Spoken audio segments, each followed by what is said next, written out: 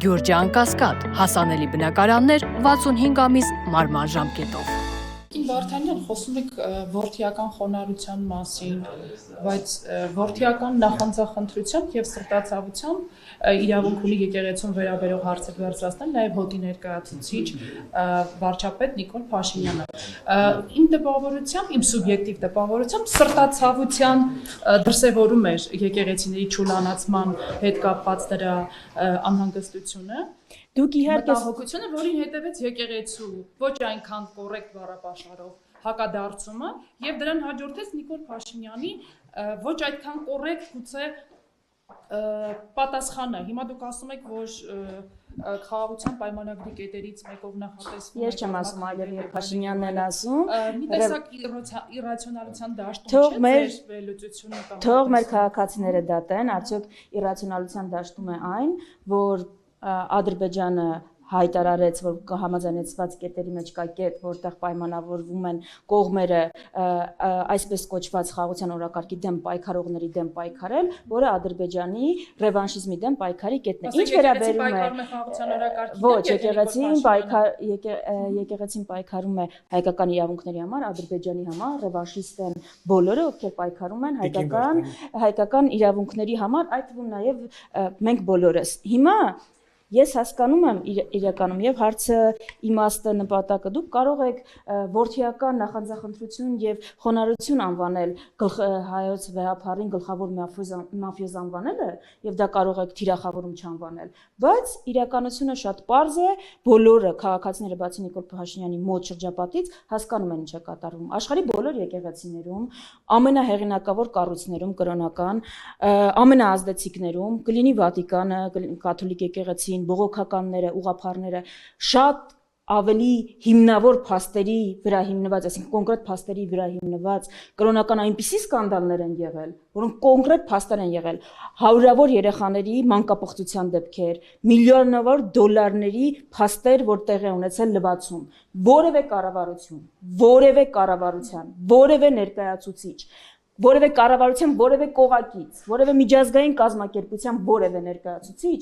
իրեն թույլ չի տվել մի տոկոսը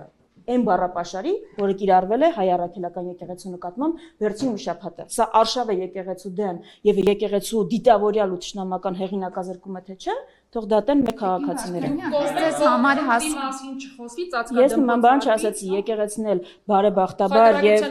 եկեղեցին էլ բարեբախտաբար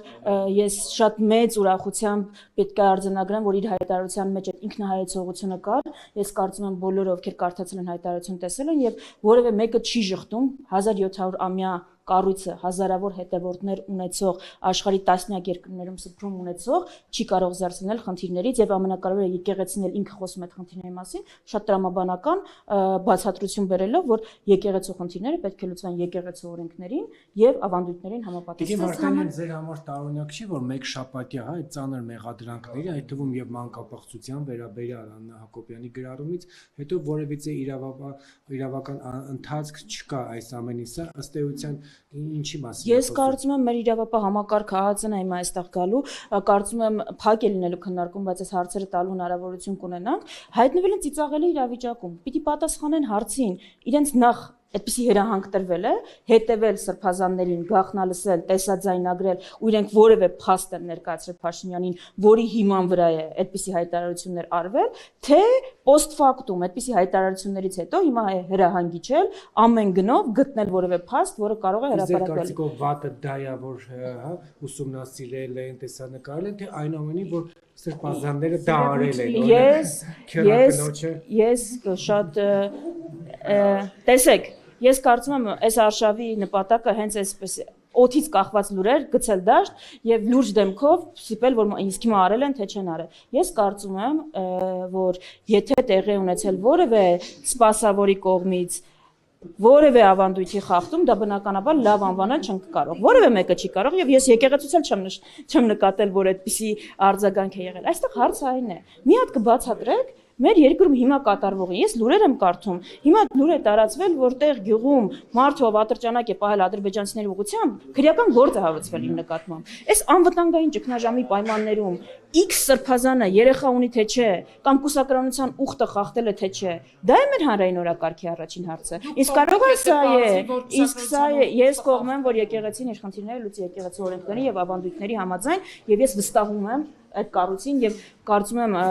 սոցհարցումներն էլ ցույց են տալիս, որ մեր բնակչության մեծամասնությունն է վստահում, կարծում եմ ամենամեծ խնդիրներից մեկը Փաշինյանի համար այդտեղ է։ Ես Սա եմ ասում, ինչու է սա հիմա մեր օրակարգ բերվել, բացի վարկաբեկելուց եւ եկեղեցու նկատմամբ արշավանելուց, կարող է հիմա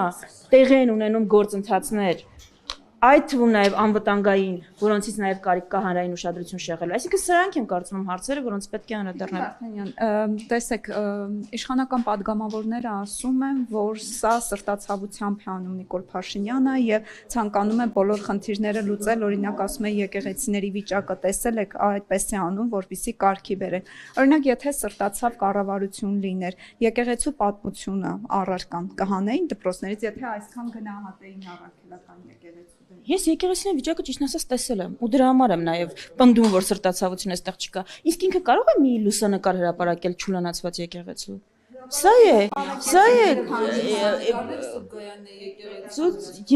եկեղեցապատկան չի եղել։ Եվ այնտեղ պարզվեց, որ մեկը եկեղեցապատկան չի, մեկը պարզվեց, որ եկեղեցու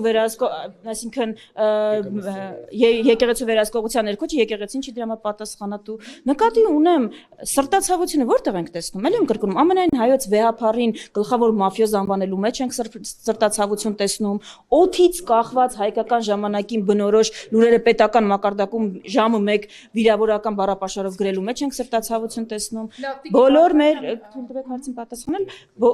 բոլոր մեր այն հայրենակիցները, ովքեր սրտացավություն են փնտրում, պիտի նայեն համաշխարհային օրինակները, երբ նման դեպքեր եղել են եւ այլ կառավարությունները ինչպես են արձագանքել ու կտեսնեն, որ ամեն կերպ պաշտպանել են կառույցը, փորձել են լուծել խնդիրը։ Մենք տեսնում ենք, որ խնդրի մասին փաստեր չունենք, բայց տեսնում ենք կառույցի ամեն գնով թիրախավորում։ Սա է հարցը, սրտացավություն չեմ կարող տեսնել։ Հանդերձնիկին Վարդանյան, եթե պարզվի, որ ամենայն հայոց կաթողիկոսը խախտել է կուսակրոնության ուխտը եւ դուստր ունի, Ո՞նց պիտի պարզեք,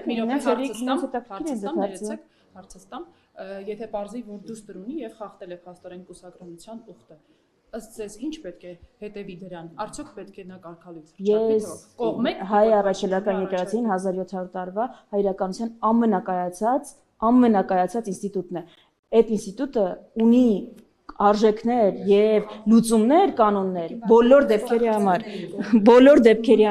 1700 տարվա հայկական ամենակայացած կառույցը ունի կանոններ, օրենքներ, լուծումներ բոլոր դեպքերի համար։ Ես ու դուք չենք, որ պիտի գնանք, հատկապես վիրավորական արտահայտություններով,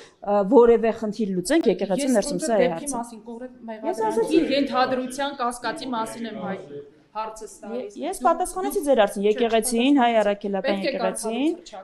Ես ասացի, հայ առաքելական եկեղեցին ունի բոլոր ներքին կանոնադրությունը, օրենքները, տարբեր խնդիրներ, անգամ ձեր մատնանշանը լուծելու համար եւ այդ կառույցը վայելում է իմ ամբողջական վստահությունը, մի քանի անգամ ավելի շատ, քան Հայաստանի կառավարությունը։ Ես եմ շնորհակալ։